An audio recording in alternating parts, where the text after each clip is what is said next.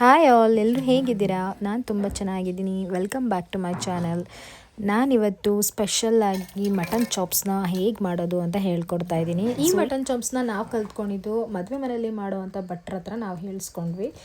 So ಅವ್ರು ಹೇಳ್ಕೊಡಲ್ಲ ಅಂತಂದರೂ ಕೂಡ ನಾವು ಬಿಡಲಿಲ್ಲ. ನಾನು ಮತ್ತು ನನ್ನ ತಂಗಿ, ಇಲ್ಲ ನೀವು ಹೇಳ್ಕೊಡ್ಲೇಬೇಕು, ನಾವು ಇದನ್ನು ಚಾನಲಲ್ಲಿ ಹಾಕಲೇಬೇಕು ಅಂತೇಳಿ ಹೇಳಿಸ್ಕೊಂಡ್ವಿ. ಬಟ್ ಟೇಸ್ಟ್ ಕೂಡ ಅಷ್ಟೇ ಸೂಪರಾಗಿತ್ತು. ಸೊ ಸಿಂಪಲ್ಲಾಗಿ ಹೇಗೆ ಮಾಡ್ಬೋದು ಅಂತ ಅವ್ರು ನಮಗೆ ಹೇಳಿಕೊಟ್ರು.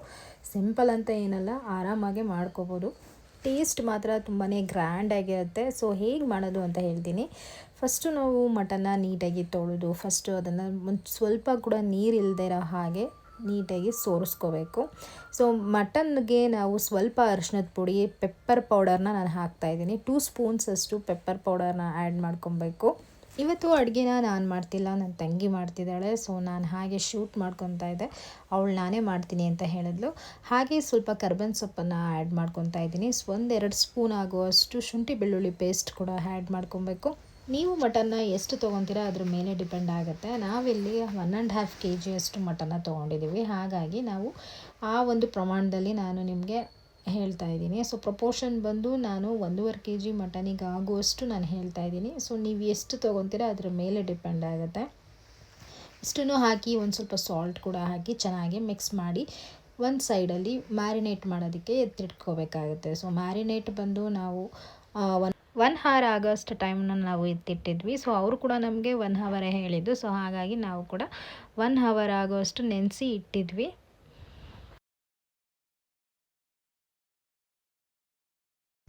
ಇಲ್ಲಿ ಮಟನ್ ಜಾಸ್ತಿ ಇದ್ದಿದ್ದರಿಂದ ನಮಗೆ ಯಾಕೋ ಸಾಲ್ಟೇಜ್ ಅಂತ ಅನ್ನಿಸ್ತು. ಸೊ ಹಾಗಾಗಿ ಶುಂಠಿ ಬೆಳ್ಳುಳ್ಳಿ ಪೇಸ್ಟು ಮತ್ತು ಸ್ವಲ್ಪ ಸಾಲ್ಟು, ಸ್ವಲ್ಪ ಖಾರದ ಪುಡಿ ಕೂಡ ನಾವು ಆ್ಯಡ್ ಮಾಡ್ಕೊಂಡ್ವಿ.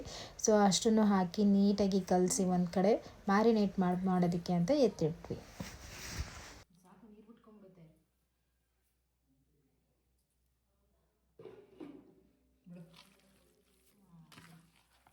ಈಗ ಮ್ಯಾರಿನೇಟ್ ಮಾಡಿ 1 hour ಆಗಿದೆ. ಓಕೆ. ಸೊ ನೆಕ್ಸ್ಟ್ ಇದನ್ನು ಕುಕ್ಕರ್ಗೆ ಹಾಕೊಳ್ಳೋದು.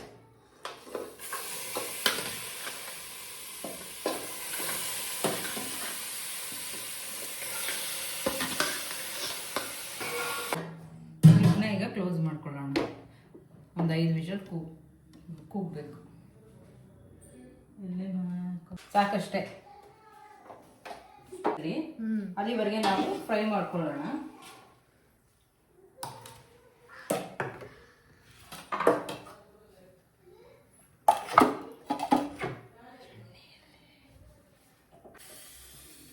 ಫಸ್ಟ್ ಇದಕ್ಕೆ ಬಾಂಡಿಗೆ ಎಣ್ಣೆ ಹಾಕೊಳ್ಳೋಣ.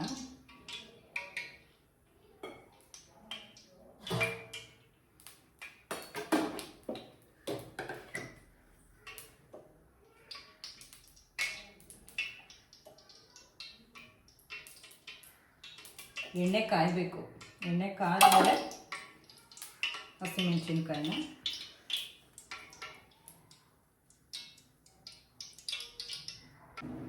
ಎಣ್ಣೆ ಕಾದ್ಮೇಲೆ ಈಗ ಸ್ವಲ್ಪ ಹಸಿಮೆಣಸಿನ್ಕಾಯಿಗಳನ್ನ ಹಾಕೋಬೇಕು.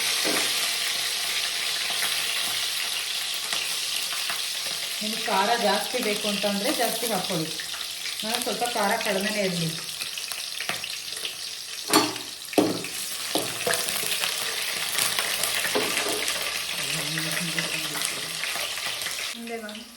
ಹಸಿಮೆಣಸಿನ್ಕಾಯಿ ಆದಮೇಲೆ ಈರುಳ್ಳಿ ಹಾಕೊಳ್ಳೋಣ.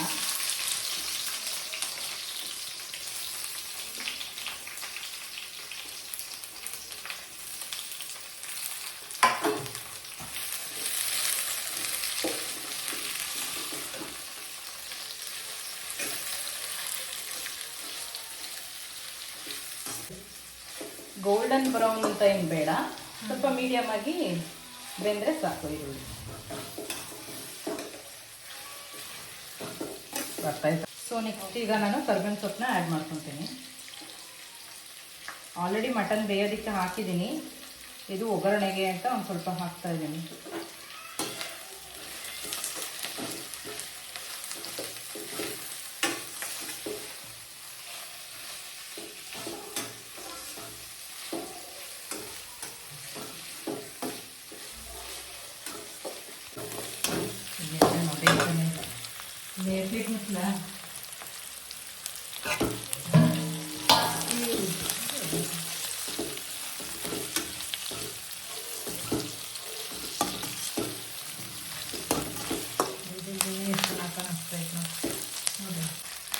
ಸೊ ಈರುಳ್ಳಿ ಫ್ರೈ ಆಗಿದೆ. ಈಗ ಇಷ್ಟಾದಮೇಲೆ ಶುಂಠಿ ಬೆಳ್ಳುಳ್ಳಿ ಪೇಸ್ಟು ಒಂದು 4 ಸ್ಪೂನಷ್ಟು ಹಾಕ್ಕೊಳ್ತೀನಿ. ಮೆಣಸಿನ್ಕಾಯಿ ಆ್ಯಡ್ ಮಾಡಿ.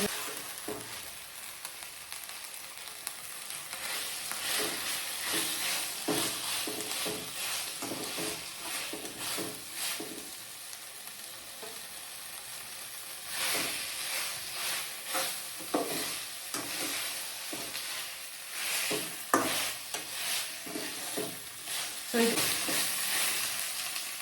ಈಗ ನಾನು ಟೊಮೊಟೊ ಹಾಕ್ಕೊಳ್ತೀನಿ.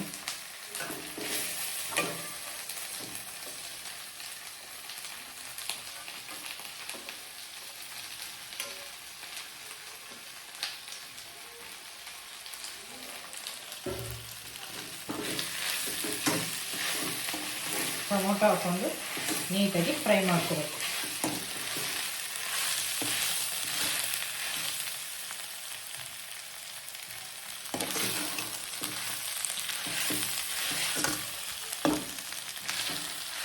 ಈಗ ಟೊಮೊಟೊ ಸ್ವಲ್ಪ ಬೆಂದಿದೆ. ಈಗ ಸ್ವಲ್ಪ ಗರಂ ಮಸಾಲಾನ ಆ್ಯಡ್ ಮಾಡ್ಕೊಳ್ತೀನಿ. ಇಷ್ಟು ಒಂದು 2 ಸ್ಪೂನ್ ಸಾಕು. ಇದು ಮನೇಲಿ ಮಾಡ್ಕೊಂಡಿರೋ ಗರಂ ಮಸಾಲಾನೇ, ಲಾಸ್ಟ್ ವಿಡಿಯೋನಲ್ಲಿ ಅಪ್ಲೋಡ್ ಆಗಿದೆ ನೋಡಿ.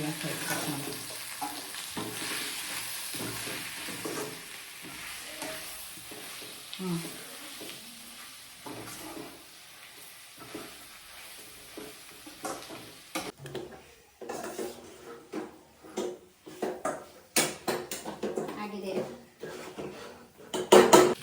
ಇವಾಗ ಮಟನ್ ಎಲ್ಲ ಆಗಿದೆ ಅಂತ ಅನ್ಸುತ್ತೆ. ಈಗ ಮಟನ್ ಎಲ್ಲ ಬೆಂದಿದೆ. ಓಕೆ,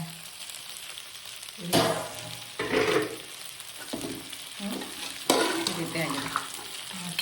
ನೀರೆಲ್ಲ ಅದೇ ಬಿಟ್ಕೊಂಡಿದೆ, ಉಪ್ಪು ಹಾಕಿದ್ವಲ್ಲ ಹಾಗಾಗಿ.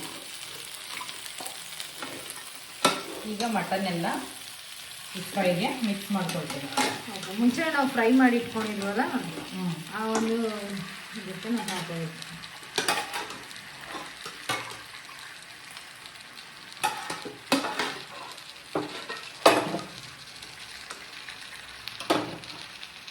ಜೊತೆಗೆ ಮಟನ್ ಸೂಪ್ ಇದೆಯಲ್ಲ, ಇದನ್ನು ಹಾಕೊಳ್ತೀನಿ.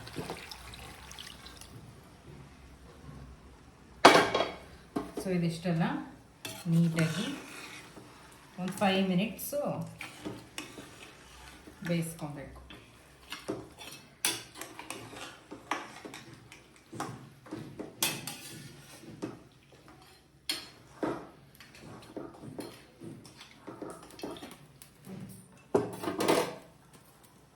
ಓಕೆ, ಇದನ್ನ ಎಷ್ಟು ನಿಮಿಷ ಬೇಯಿಸ್ಬೇಕಾಗುತ್ತೆ?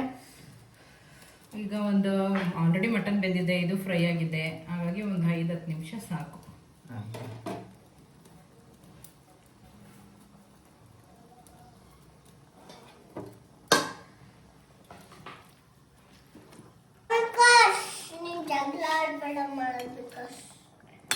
ಸ್ವಲ್ಪ ಸಾಲ್ಟ್ ಹಾಕಬೇಕು.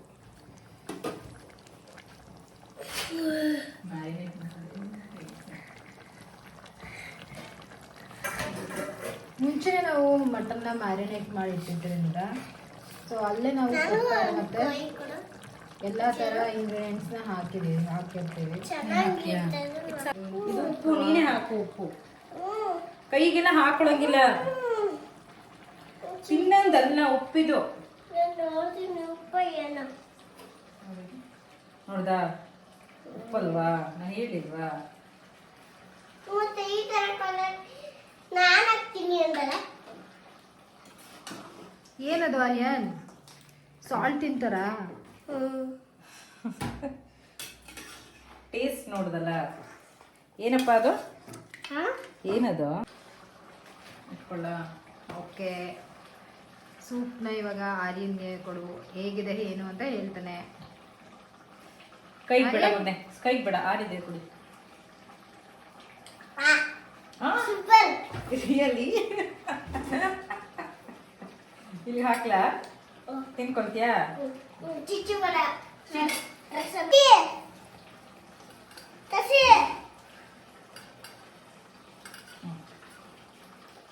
ಸೂಪರ್.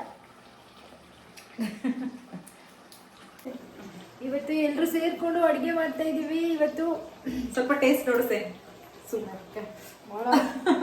ಇಲ್ಲ, ಆರಿದೆ. ರಿಯಲಿ ಸೂಪರ್ ಆಗಿದೆ, ತುಂಬಾ ಟೇಸ್ಟಿ ಆಗಿದೆ. ನಮ್ಮ ಮಾಡ್ಬೇಕಷ್ಟು ಚೆನ್ನಾಗಿ ಕಾಣಿಸ್ಬೇಕು.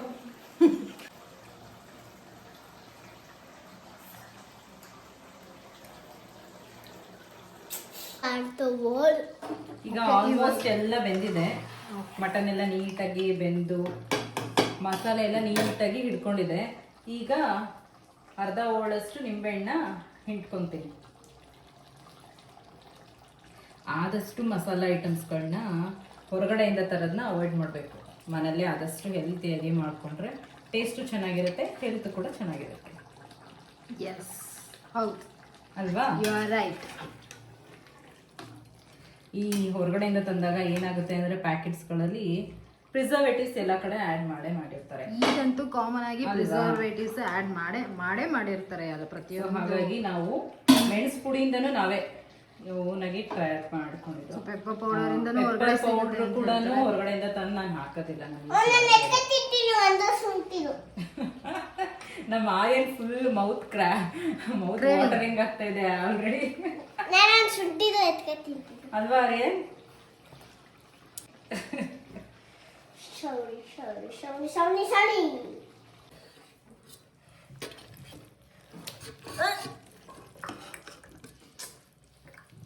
ಏಯ್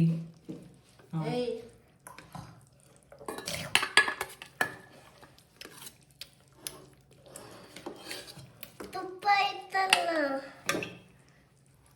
ತುಪ್ಪ ಹುಳ ತೆಗಿ.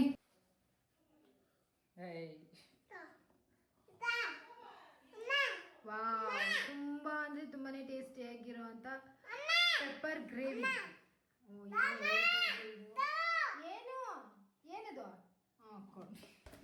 ತುಂಬ ಹೊತ್ತಾದ್ರೂ ಅವನನ್ನು ಯಾರೂ ಮಾತಾಡ್ಸಿಲ್ಲ ಅಂತ ಹೇಳಿ ಅವನೇ ಮಾತಾಡ್ಸ್ತಾ ಇದ್ದಾನೆ ಪಾಪ.